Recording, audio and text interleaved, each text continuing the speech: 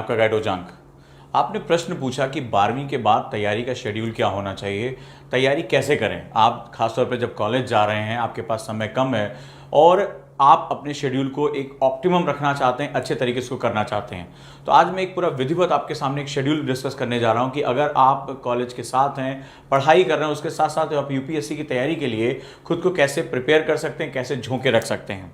हम बात करेंगे 3 स्टेजेस की, जब आप कॉलेज में हैं और ग्रेजुएशन कर रहे हैं और आप अपनी पढ़ाई को निरंतर चालू रखें। तो जनरली जो कॉलेज डेज होते हैं वो मंडे टू फ्राइडे होते हैं, यानी आपके हफ्ते में 5 दिन आपके उसमें यूटिलाइजेशन होते हैं। अब तीनों चरणों की अलग अलग तरह की पढ़ाई होती है, इसमें फर्स्ट ईयर, सेकेंड ईयर और थर्ड ईयर होता है। अब मैं सबसे पहले बात करूंगा, अगर आप ग्रेजुएशन फर्स्ट ईयर में हैं, 12th कर चुके हैं और ग्रेजुएशन फर्स्ट ईयर आपका चल रहा है, तो वहां पर आपको अपने कॉलेज को ज्वाइन करने के साथ साथ आप जब उसकी पढ़ाई कर रहे हैं तो कोशिश करिए क्लासेस में आप ऑप्टिमम रह सकें। जो टीचर आपको पढ़ा रहा है उस पर ज़्यादा से ज़्यादा आप फोकस करिए, क्योंकि अपने दिमाग में हमेशा ये रखिएगा कि जितना ज़्यादा आप समय बचा पाएंगे उतना ज़्यादा यूपीएससी को दे पाएंगे। याद रखिएगा, यूपीएससी एक जुनून की कहानी है, एक ऐसा समर्पण है जहां हर समय सोते जागते आपको केवल और केवल सिविल सेवा के बारे में सोचना है। आपको उस तरीके के बारे में सोचना है, उस मुकाम के बारे में सोचना है जहां कल को आप लाखों लोगों की जिंदगी में परिवर्तन कर पाएंगे। लेकिन ये जो समर्पण, ये जो त्याग है, वो आपसे सबसे पहले ले लिया जाएगा और उसकी सबसे बड़ी जरूरत है। जब आप अपने क्लासेस में हो, आपके टीचर क्लासेस कर रहे हो, तो आप कोशिश करिए कि जो नोट्स आप बनाइए वो शॉर्ट नोट्स बनाएं या उनको पॉइंट वाइज करें, ताकि आप क्लास की चीजों को ज्यादा से ज्यादा याद रख सकें, ज्यादा से ज्यादा आप उसको समझ सकें। तो ये हमारा पहला चरण रहा। और इसी के साथ साथ अब जब आप घर आते हैं या उसके बाद आप जो है वो अपने घर पहुंचते हैं, हॉस्टल पहुंचते हैं, तो आप सेल्फ स्टडी के लिए टाइम निकालिए। और इस सेल्फ स्टडी के लिए जो डेली आप कम से कम 3 से 4 घंटे आप डिवोट करेंगे अपने यूपीएससी के लिए, आपको ये टाइम आसानी से मिल जाएगा। सुबह 9 बजे आपका कॉलेज है तो 2 बजे आपकी छुट्टी मिल जाती है, आपको छुट्टी हो जाती है, तो आपके पास जो है वो अमूमन 5 घंटे रहते हैं पढ़ने के लिए। कॉलेज के शुरुआती दौर पे जो है वो बहुत ज़्यादा प्रेशर नहीं रहता है, इतना ज़्यादा जो है वो दबाव नहीं होता है। फेस्ट चल रहे होते हैं, फ्रेशर पार्टी चल रही होती है, क्लासेस बहुत ज़्यादा जो है इनपुट्स नहीं होते हैं। तो ऐसी कंडीशन में आप देखते हैं कि वहाँ पर आपका अपने कॉलेज में जो पढ़ाया गया उसके लिए 1.5 से 2 घंटा मोर देन इनफ है। अगर आप उसको रिवाइज करते हैं तो काफ़ी अच्छे से आपका काम हो जाएगा।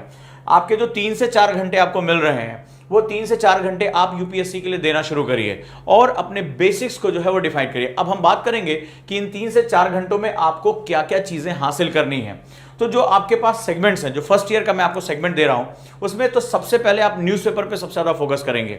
न्यूज़पेपर आप अपने कॉलेज की लाइब्रेरी में भी पढ़ सकते हैं, कहीं ट्रैवलिंग कर रहे हैं तो वहां भी पढ़ सकते हैं। न्यूज़पेपर को आप अपना आधार बनाकर लेकर आइए। जैसे अगर आप इंग्लिश में हैं तो हिंदू या इंडियन एक्सप्रेस, इंग्लिश में है तो दैनिक जागरण का राष्ट्रीय संस्करण या जनसत्ता। लेकिन इसको आप आदत बनाइए और सिलेबस के अकॉर्डिंग पढ़िए। जब आप न्यूज़पेपर पढ़ेंगे तो आप सिलेबस के अकॉर्डिंग पढ़ेंगे। जैसे कोई महिलाओं का मुद्दा है तो जीएस पेपर 1, कोई आपदा प्रबंधन का मुद्दा है या आपदाओं का मुद्दा है, जीएस पेपर 3 हो गया, कोई पॉलिटिकल इशू है, जीएस पेपर 2 हो गया। इस तरह की चीजों को आप जो है वो लगातार अपने साथ लेकर आएंगे। दूसरा, यहां पर जब आप शुरुआत करेंगे तो कोशिश करिए जो आपका फर्स्ट ईयर है वो एनसीईआरटी के साथ जुड़ा हुआ हो, एनसीईआरटी आपकी प्रिपेयर हो। एनसीईआरटी जो 6 से लेकर 12वीं तक कुल 52 किताबें हैं यहां पर, जो आपके लिए बहुत इंपॉर्टेंट हो जाती हैं, बहुत महत्वपूर्ण हो जाती हैं। अब ये 51 और 52 बुक्स जो हैं वो काफी बल्कि हो जाती हैं, तो एक तरीका ये है कि आप इनको रीड करिए, इनके नोट्स बनाइए। और सबसे महत्वपूर्ण जो एनसीईआरटी है वो होता है, इसको हम लोग बोलते हैं बीटीएल, बिटवीन द लाइन्स, यानी उनकी लाइनों के बीच में जो छुपे हुए मतलब हैं, जो अर्थ हैं, वो समझना आपके लिए बहुत जरूरी होता है। तो आप इसके लिए जो, जैसे अभी हमने एक शुरुआत की इसी बात को देखते हुए कि अपने बेसिक्स को आप जो है वो पूरा कर लें, एक बहुत ही सिंपल, बहुत ही कम फीस में एक एनसीईआरटी कोर्स शुरू किया है, जिसमें अभी तक की जो इंडिया में जितना भी एनसीईआरटी पढ़ाया जाता है, सबसे विविध टीम जो है वो इसी के साथ है। हर सब्जेक्ट के लिए एक डेडिकेटेड टीचर है और एक बहुत ही जो दिल्ली के जाने माने जो टीचर्स अपने अपने सब्जेक्ट के, वो एनसीईआरटी टीच करें, ताकि आपको वही स्टैंडर्ड मिले, न कि कोई एक टीचर अपने सारे सब्जेक्ट पढ़ाता चला जा रहा है। तो यहां हम एनसीईआरटी में वो क्वालिटी लेकर आ रहे हैं, क्योंकि एनसीईआरटी आपकी समझ को विकसित करने का बेस है। तो जो फर्स्ट ईयर है वो आप टारगेट रखिए कि आप एनसीईआरटी को पढ़कर, उनके नोट्स बनाकर, उसके ऊपर ऑब्जेक्टिव क्वेश्चन करके अपने आप को जो है वो 30% तक की तैयारी को अपना बना लेंगे। इसका जो योगदान होता है 30 to 40% होता है, वो यहां पर बेसिक्स आपका तैयार हो जाएगा। और जब आप पढ़ें तो आप कोशिश करें कि बीटीएल पर सबसे ज्यादा फोकस करके रखें, बिटवीन द लाइन्स। अब हम बात करेंगे अपनी तैयारी में वीकेंड्स का प्रयोग कैसे करते हैं। इस दौरान आपका कॉलेज नहीं होगा और आपके पास समय बचा होगा। ये जो टाइम आपको मिल रहा है इसको बढ़ाकर यहां पर 6 to 7 आवर्स कर दीजिए आप। यानी वीकेंड पे आप जो है ज़्यादा पढ़ाई करेंगे। कई बार आपको ये लगेगा कि आप बड़ी तकलीफ दे प्रोसेस से गुजर रहे हैं, आपको घूमना फिरना, दोस्तों के साथ एंजॉय करना, अभी तो आपने 12th पास किया है, अभी आपके जो है वो एंजॉय करने का दिन है। लेकिन हर समय अपने दिमाग में रखिएगा कि मैंने देश की सबसे प्रतिष्ठित सेवा में जाने का फैसला किया है।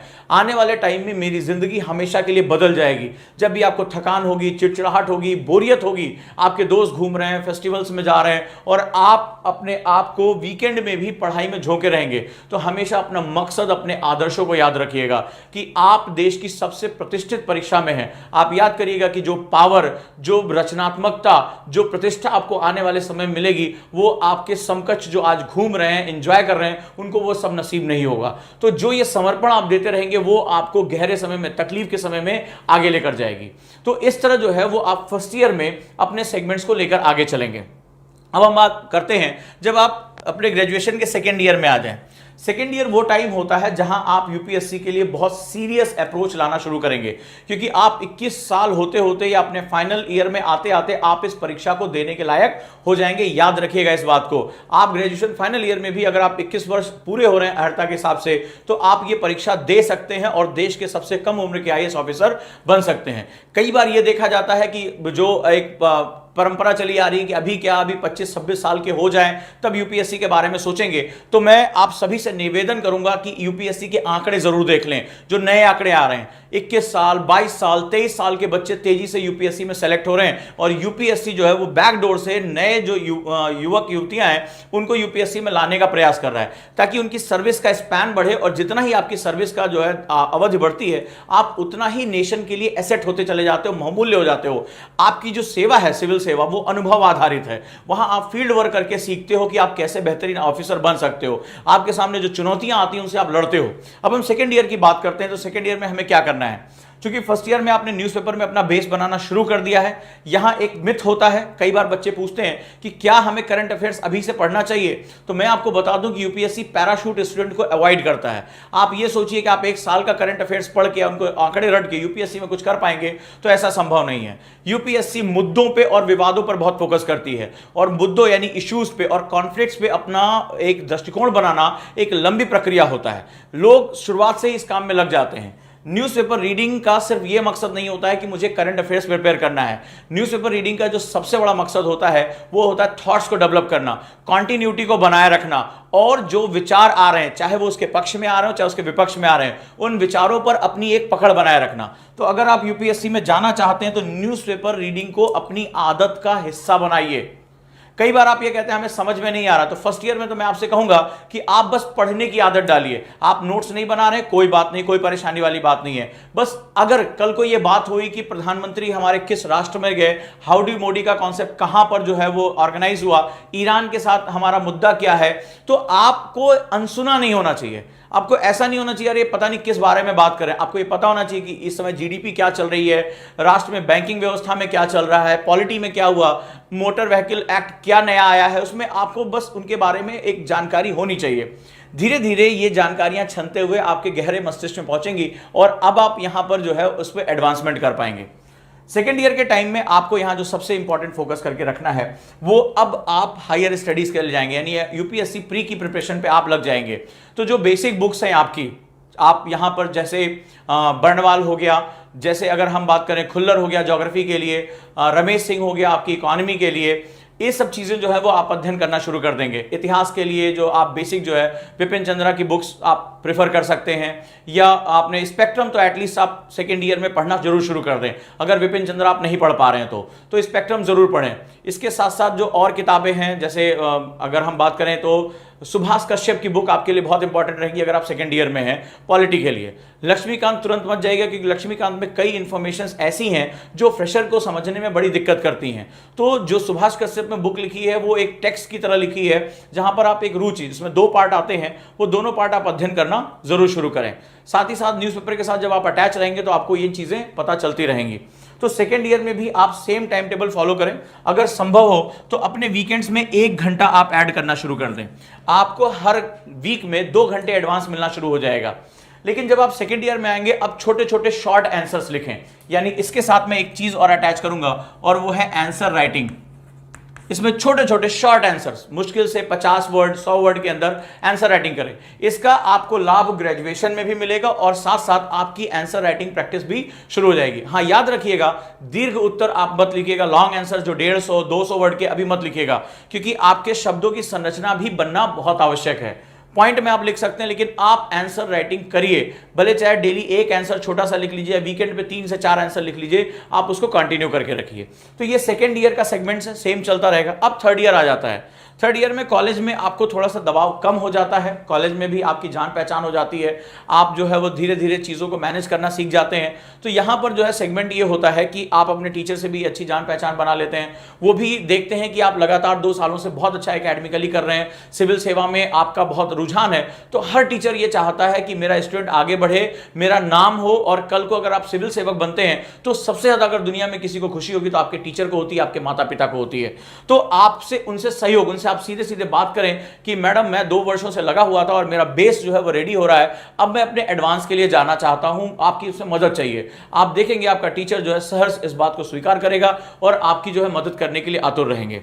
अब ये जो थर्ड स्टेज है बड़ा क्रूशियल स्टेज है, यहां पे आपको हायर लेवल की बुक्स पढ़नी पड़ेंगी, जैसे विपिन चंद्रा हो गया, शेखर बंदोपाध्याय हिस्ट्री के लिए हो गया, इकोनॉमिक्स के लिए इकोनॉमिक सर्वे हो गया, इंडिया ईयर बुक हो गई, इसी तरह की जो लक्ष्मीकांत की बुक हो गई ये इसके साथ हो गया, गवर्नेंस की बुक ये आपको पढ़ना पड़ेगा। तो अब आप यहां पर हायर स्टडीज के लिए डिवोट करेंगे, और जो आपकी आंसर राइटिंग है वो लॉन्ग आंसर के लिए यानी 150 वर्ड के लिए चला जाएगा।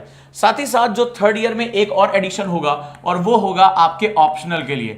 इस समय तक आप तैयार हो चुके होंगे अपने ऑप्शनल को चुनने के लिए, सेकेंड ईयर में ही आपको पता चल जाएगा कि आपका ऑप्शनल क्या होना चाहिए। ऑप्शनल बहुत ही केयरफुल होकर चुनना है। आप चाहे तो अपने ग्रेजुएशन के सब्जेक्ट चुन सकते हैं, या जिन सब्जेक्ट्स में आपको जीएस पढ़ने के दौरान रुचि पैदा हुई हो, चाहे वो भूगोल हो, चाहे वो इतिहास हो, चाहे वो पॉलिटिकल साइंस हो, समाज शास्त्र हो, हिंदी साहित्य हो, कुछ भी अगर आपको लग रहा है कि वो आपकी रुचि है, वो आपका सेगमेंट बन सकता है। आप थोड़ी स्टडी भी करते हैं क्योंकि आपको पता चल जाता है कि इसमें मार्क्स अच्छे आ रहे हैं, कहाँ से रैंकिंग अच्छी आ रही है, कहाँ का पेपर जो है वो हमारी समझ में आ रहा है, मेरी रुचि किस में है, इन सब चीज़ों को आप क्राइटेरिया करना शुरू कर देंगे। तो ये काम आप सेकेंड ईयर से ही करेंगे, ताकि अगर आप 2 या 3 ऑप्शन पढ़ने के बाद, मान लीजिए आपने सेकेंड ईयर में हिस्ट्री ले लिया और कुछ समय बाद आपको लगा कि हिस्ट्री आपको नहीं समझ में आ रही है, या बोरियत हो रही है, या डाटा याद नहीं हो रहा है, तो आप सेकेंड ईयर के एंड तक आते आते उसको चेंज कर सकते हैं। लेकिन आप एग्जाम की तैयारी के समय इसको चेंज करना आपके लिए बहुत घातक होगा। तो आप थर्ड ईयर में आते आते अपने ऑप्शन को फाइनलाइज करके उसकी प्रिपरेशन भी करना शुरू कर दीजिए, उस पर विचार करना शुरू कर दीजिए, और यहीं पर सेम आप अध्ययन करते जाइए। ये जो आप डेली अध्ययन है ये 4 to 5 आवर्स अब आप करना शुरू कर दीजिए। इस समय आप अपने लक्ष्य के बहुत करीब पहुंच चुके होंगे, तो जो आपका वीकेंड का टाइम है वो 8 से 9 घंटे आपके डेडिकेशन के लिए जाना चाहिए। यकीन मानिए इस समय तक आपको थकान भी हो रही होगी, एक आपको घबराहट भी हो रही होगी, लेकिन अपने मन में याद दिलाएगा कि ये फाइनल स्ट्रोक का समय है। अगर ये साल जो थर्ड ईयर है आपका, अगर ये साल बहुत अच्छा निकल गया तो यकीन मानिए आपको सफल होने से और देश का सबसे कम उम्र का आईएएस होने से कोई रोक नहीं पाएगा। कई बार ये होता है कि अरे अभी ग्रेजुएशन कर लें, एंजॉय कर लें, बाद में देखेंगे। नहीं, जिसको तैयारी करनी होती है, जिसको टॉप रैंक लेकर आना होता है, जिसको इतिहास रचना होता है, वो 12th के बाद बहुत गंभीरता से अपनी तैयारी को शुरू कर देता है। मैं ये नहीं कहूंगा कि ग्रेजुएशन फाइनल में आपका सिलेक्शन हो ही जाएगा, लेकिन यकीन मानिए जब आप एग्जाम देने जाएंगे और एग्जाम में आपकी जो गलतियां होंगी वो आप 1 साल के भीतर आसानी से सुधार सकेंगे। अब अंदाजा लगाइए कि अगर आप ग्रेजुएशन के बाद शुरू करते हैं और सेम यही प्रक्रिया से गुजरते हैं, एनसीईआरटी, फिर इंटरमीडिएट बुक्स, फिर उसके बाद एडवांस बुक्स, उसके बाद आंसर राइटिंग, फिर आपको 2 से 3 साल लग जाते हैं, यकीन मानिए। और उसके बाद जब आप एग्जाम देने जाते हैं और फिर गलतियां होती हैं तो फिर सुधारने के लिए आपके पास समय नहीं होता है। तब तक आपका बेशकीमती 3 से 4 साल निकल चुका होता है और आपका बैचमेट हो सकता है कि आपका बहुत सीनियर मोस्ट ऑफिसर के रूप में वो तैनात भी हो जाए, वो नियुक्त भी हो जाए। इसीलिए कहा जाता है early birds gets the worm, जो सबसे पहले काम शुरू करता है उसी को सबसे ज्यादा मिलता भी है। तो ये रहा 3 जो हमारे सेगमेंट्स हैं, 3 साल का जो हमारा इनपुट्स है, इस हिसाब से उसको तैयारी करिए। सेकेंड ईयर में अगर आपको लग रहा है कि आपके पास कोई गाइडेंस नहीं है, तो जब आप सेकेंड ईयर में आते हैं तो यहां पर भी हमारे पास 2 ईयर का जो है कॉन्सेप्टर बैच अवेलेबल है ऑनलाइन। एक तो कक्षा कार्यक्रम हमारे पास बहुत ही खूबसूरत है केवल 35 बच्चों के लिए। फर्स्ट ईयर के लिए आप एनसीईआरटी प्रेफर कर सकते हैं और अपनी पढ़ाई को एक नया आयाम दे सकते हैं। जो दोस्तों मैंने टाइम टेबल बनाया, जो स्टेजेस बनाए हैं, उनको फॉलो करिए और अपने अंदर हमेशा विश्वास करिए। जब भी आपको वीकेंड में समय मिले, एकांत में बैठिए, अपनी डायरी लिखिए। आपके मन में निराशा आ रही होगी, ऊब हो रही होगी, आपको लग रहा होगा कि आप संसार से पिछड़ रहे हैं, आपके दोस्त एंजॉय कर रहे हैं, रोज नई नई फोटोज लगा रहे हैं और आप एक बंद कमरे में पढ़ाई कर रहे हैं। हमेशा अपने मकसद को अपनी दीवार के सामने रखिए, उस पर एक घोषणा पत्र लिख दीजिए, मैं फलाना अपना नाम इस व्यक्ति को आईएएस बनकर रहूंगा, और रोज उसको याद करिए, रोज उसको देखिए और अपने मन में विश्वास करिए कि अगर कोई सिलेक्शन ले सकता है तो मैं। आज ये 3 साल की मेरी बंद कमरे की तपस्या कल मुझे एक स्वर्णिम भविष्य देगी। आज जो लोग घूम रहे हैं, कल मेरे ऑटोग्राफ लेने के लिए, मेरे हस्ताक्षर और मेरे साथ फोटो खिंचाने के लिए परेशान रहेंगे, मेरे पीछे पीछे भागेंगे। जो मेहनत करता है वही इतिहास लिखता है, लेकिन मेहनत हमेशा सही समय पे होनी चाहिए, सही तरीके से होनी चाहिए, और यह तरीका बहुत ही जांचा परखा है। इस वे में आप पढ़ाई करते हैं तो देखिए आप कैसे एक स्वर्णिम भविष्य लेकर निकलते हैं, और यही ओजांग आईएएस एकेडमी का हमेशा प्रयास रहा है। कोई भी प्रश्न हो कमेंट बॉक्स में जरूर पूछें और अपनी जो डाउट्स हैं वो हम तक पहुंचाएं, ताकि इनका वीडियो बनाकर मैं आपके प्रश्नों का सॉल्यूशन सही समय पर दे सकूं। धन्यवाद।